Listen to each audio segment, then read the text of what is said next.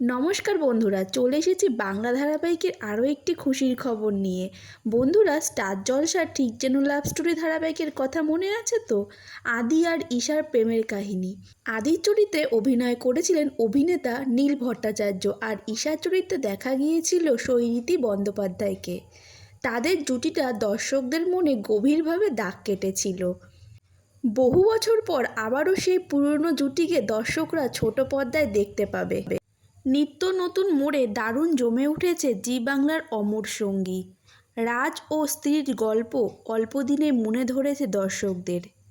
গল্পে অভাবী পরিবারের ছেলে রাজ নিজের সত্যিটা লুকিয়ে বিয়ের পিঁড়িতে যায় সে, কিন্তু বিয়ের আগে স্ত্রীকে সব সত্যিটা বলে দেয় রাজ।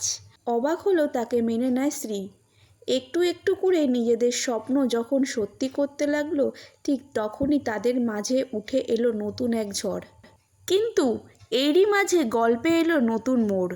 এবার গল্পের নতুন মোড়ে রাজ স্ত্রীর মাঝে আসছে এক মোহময়ী নারী। এই চরিত্রে দেখা যেতে চলেছে অভিনেত্রী সৈনীতি বন্দ্যোপাধ্যায়কে। বহু বছর পর আবারও এই চরিত্রের মাধ্যমে ছোট পর্দায় ফিরছেন অভিনেত্রী। সম্প্রতি হইচইয়ের সিরিজ কালরাত্রিতে রায়ের চরিত্রে অভিনয় করেছেন সৈনীতি। সূত্রের খবর, এবার অমর সঙ্গীতে অভিনেত্রীকে দেখা যাবে নেতিবাচক চরিত্রে। এবার শুধু দেখার পালা, সৈনীতি আশায় নতুন কি ঝড় উঠতে চলেছে রাজ শ্রীর জীবনে। তো বন্ধুরা, বহু বছর পর তোমরা সেই পুরনো জুটিকে দেখতে পাবে শুনে তোমরা কতটা খুশি অবশ্যই কমেন্টে জানিও। আর তোমরা যদি অমর সঙ্গী ধারাবাহিকে দর্শক হয়ে থাকো, তাহলে ভিডিওটা লাইক করে আমার চ্যানেলটা সাবস্ক্রাইব করে দিও।